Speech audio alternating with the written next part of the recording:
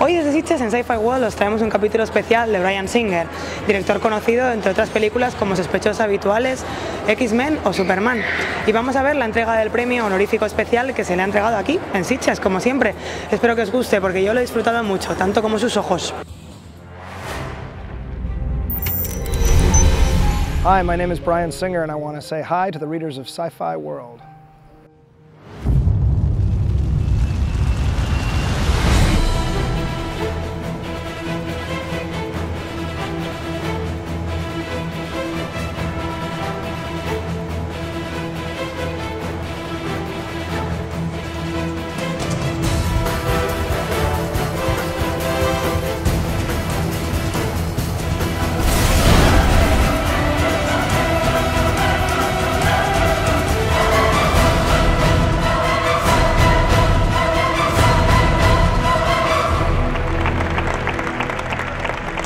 I was here for my first movie, Public Access, many years ago, many years ago. Well, the funny part was the guy who was my volunteer, who drove me around, is now the festival director. Yeah. So that's how much things have changed. Once he gains access, you are what is wrong with this world, let alone our town. The weirdest thing that ever happened to me, you want to know? I was on a flight from South Korea in first class on Korean Air. And George W. Bush sat down next to me and started talking to me, and we talked for 5.5 hours. Yeah, he had Secret Service, his chief of staff, and him, right? And yeah, for 5.5 hours we talked about everything. Incredible. Yeah, very surreal. The moment I looked up and he walked in, I was like, this is happening? You serious? But I didn't think he'd talk. He sat down and then he turned to me, what brings you to Korea? And I said, I asked if he'd seen Valkyrie. Yeah, I saw it, I liked it. I watched it with 41, which is his father, because the 41st president. I was like, that's two presidents watch your movie at the same time. You know, that kind of thing hasn't happened since Adams. This is very American humor, but yeah, it's quite nice, actually. Ladies and gentlemen, we are now seeing the beginnings of another stage of human evolution. Sometimes there's great stories, sometimes it's more about the action and story falls away. For me, I love an action movie as much as the next guy, but unless there's some heart to it, unless you feel the emotion at the end, amongst all the action, I don't like those kinds of films. X-Men First Class, which I wrote the story for, it was very important to me that at the end of that movie, I knew there would be tons of action, but that you felt something. And I think I was very proud of that fact, and I feel the same way with the thing I've just made. Give me the fucking keys, you fucking cocksucker motherfucker! Knock it off, get back. I like work, good ideas. Okay. Friends. Okay. Working with friends. Having good ideas with friends. Conversation in a coffee shop, relaxing coffee shop. That's what I do with my free time. How many keys, you cocksucker? In English, please. I think he'd be funny, and he speaks English. Favorite film? Jaws. Jaws. Oh yeah. I know. Monologue in Jaws. Quint's monologue. Yeah. It's my all-time favorite scenes. Okay. I mean, I have so many favorite scenes, but we'll just pick that one. Anyway, we delivered the bomb. The worst film?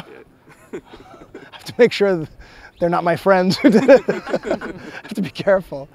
The worst film? Oh, I don't know. I'm trying to think. Peace was never an option. The worst film? I don't know. Tell me everything. Favorite book?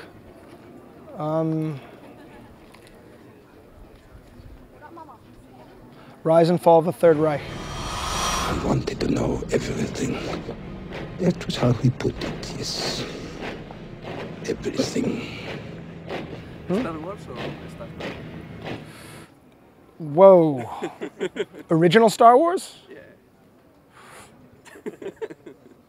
I can't tie.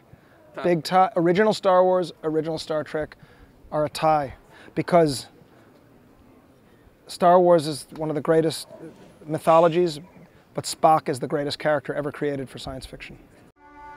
Fascinating.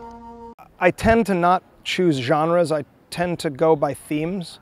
So, you know, a theme that's continuous in my movies that will probably continue is the outsider, the guy who feels completely different, whether it's Colonel Stauffenberg in the Second World War or Wolverine in the X-Men.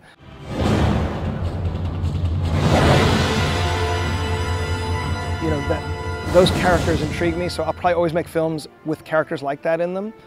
But my dream making movies when I was a kid was always to work in science fiction and fantasy, and I think you'll see more science fiction from me, probably.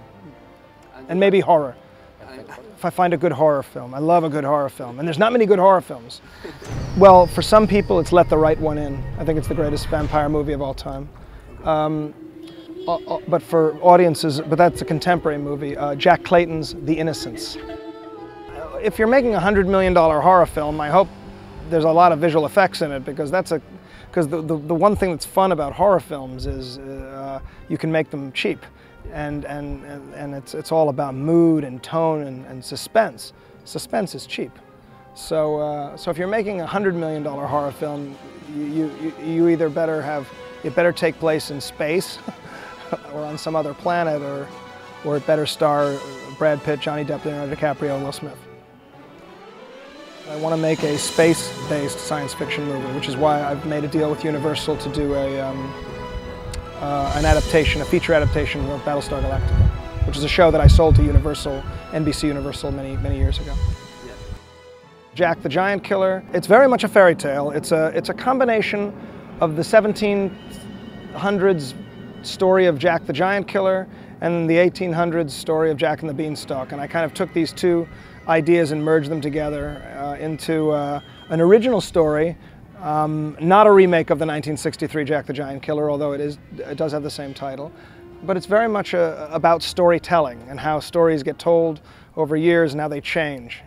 You know, it represents that what if centuries ago something happened that eventually became the story of Jack and the Beanstalk, and it's what happened. So it's a pretty big movie. But first time I used motion and performance capture, and first time I've worked in 3D. So when you're spending the kind of money that movies cost, particularly genre movies, they're hundreds of millions of dollars, and then there are another $100 million to promote. There's a lot of fear associated with it. The people who are employed to make the choices have a lot of fear. So naturally, existing brands are going to dominate. But sometimes they don't always work. You know, and then every once in a while somebody comes along with something original like Avatar, and suddenly that's the big money maker. So I don't think you always have to have original ideas. They can come from books or from comic books, but as long as you have an original take on it, a fresh, good story, then it's fine. Then the industry is, and the audience is well served.